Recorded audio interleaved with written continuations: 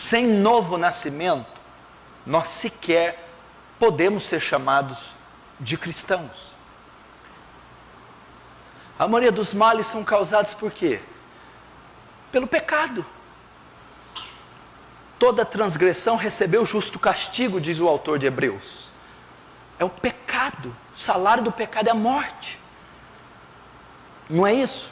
O que mais que causa os males? Satanás. Não é Satanás? E como, presta atenção, a causa do sofrimento, gente, é o pecado.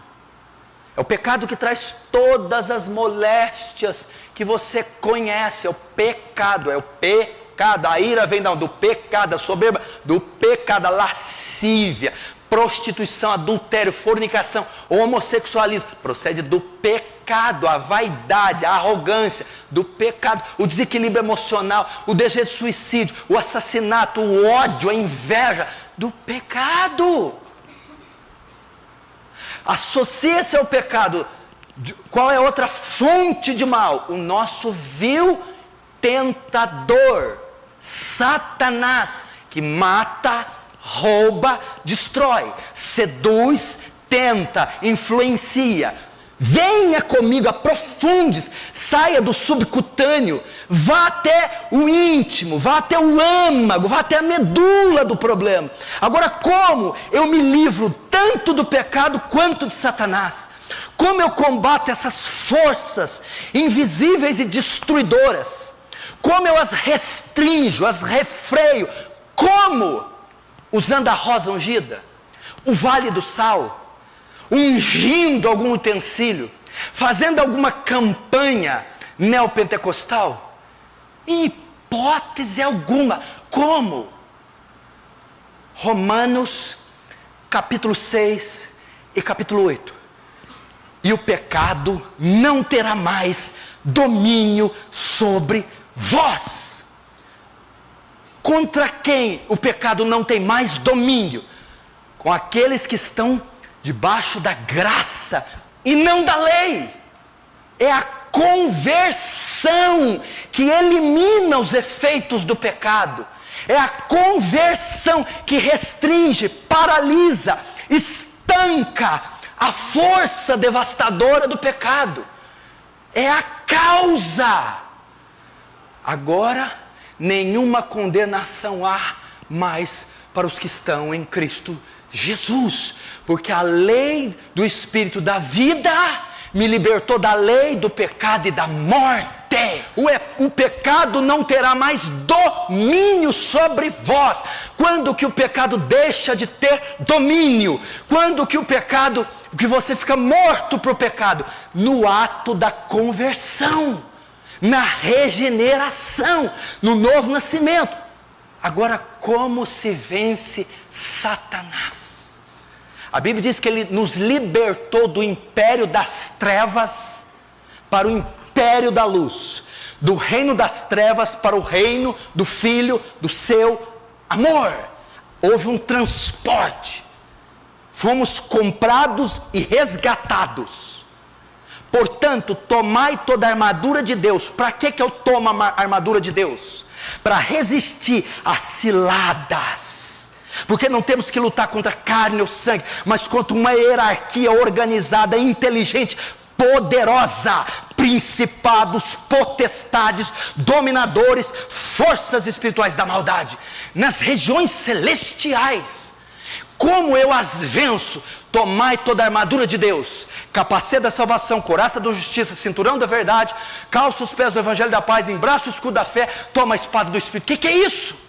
Conversão, vestir-se da natureza de Cristo, a salvação de Cristo, a justiça de Cristo, a verdade de Cristo, o evangelho de Cristo, o autor e consumador da fé, e a espada, que é o próprio Cristo.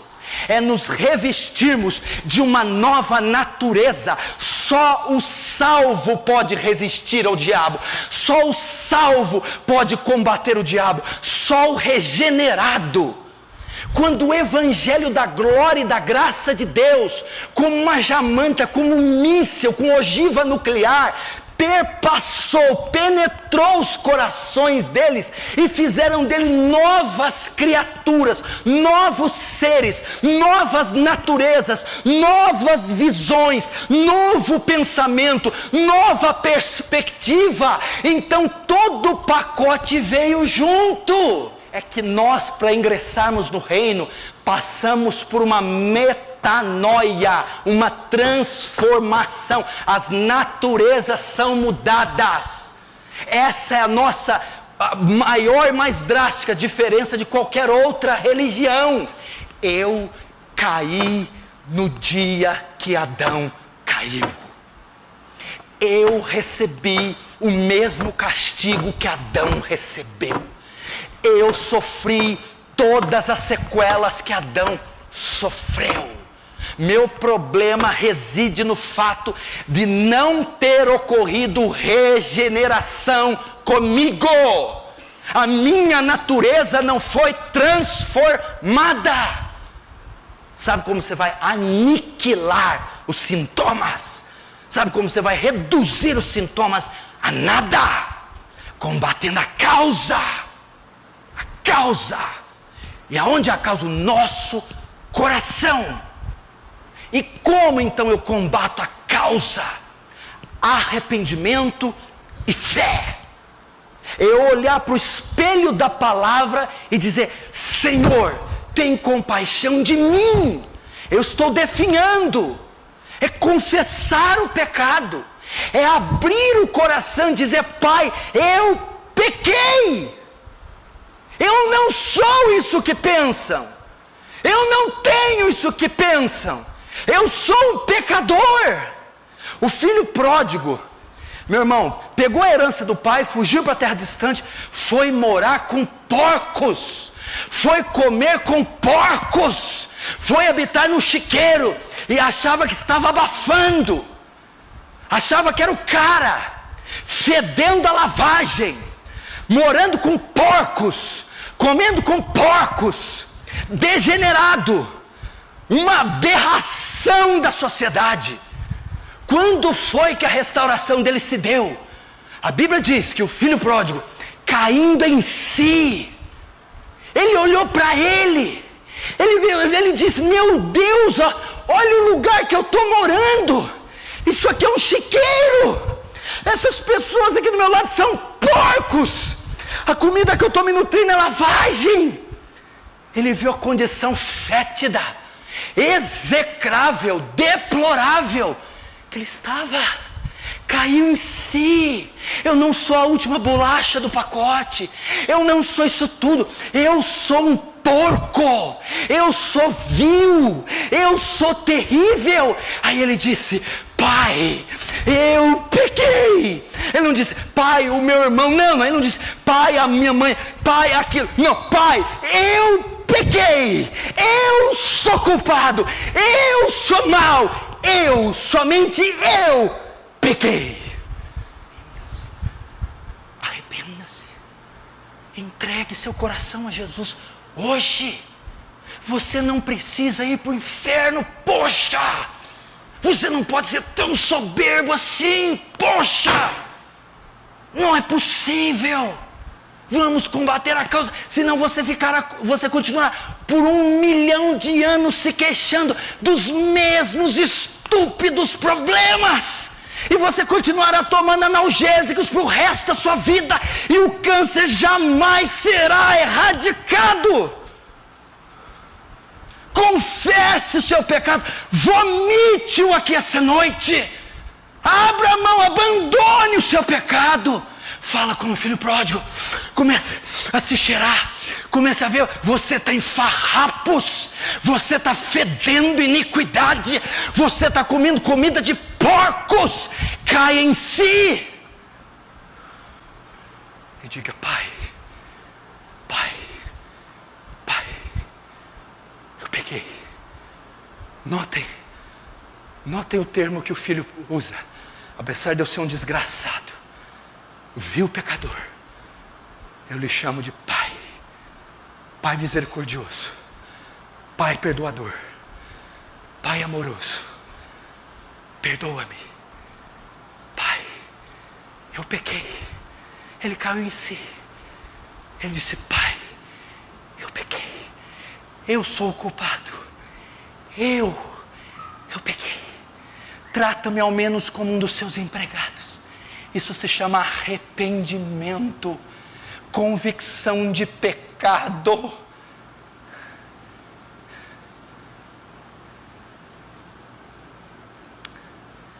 O que vai acontecer se eu fizer isso, pastor?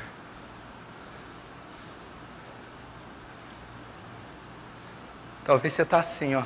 Olhe para mim.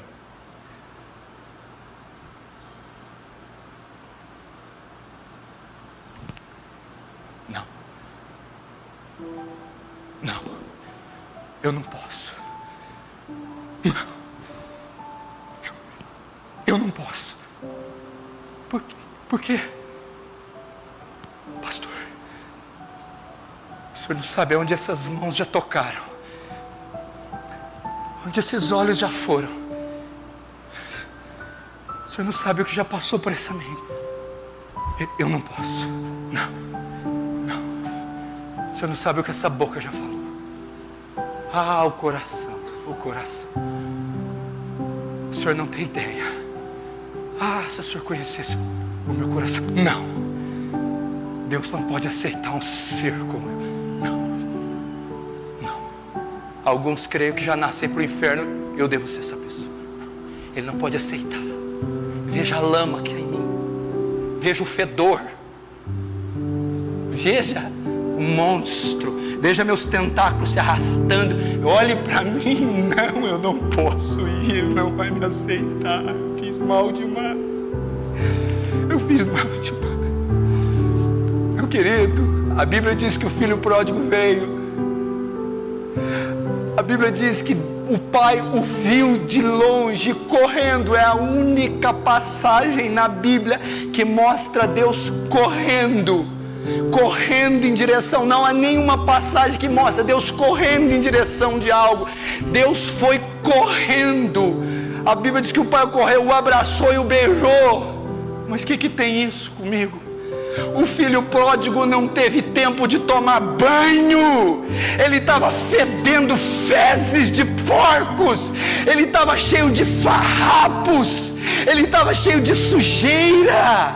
E o pai o abraçou. E o pai se misturou com aquele mau cheiro. E o beijou. E o recebeu. E o pôs o anel no dedo. E calçou os pés. E vestiu com manto. Deus está dizendo: venha como está. Venha todo sujo. Venha todo imundo. Venha com os tentáculos. Me abrace.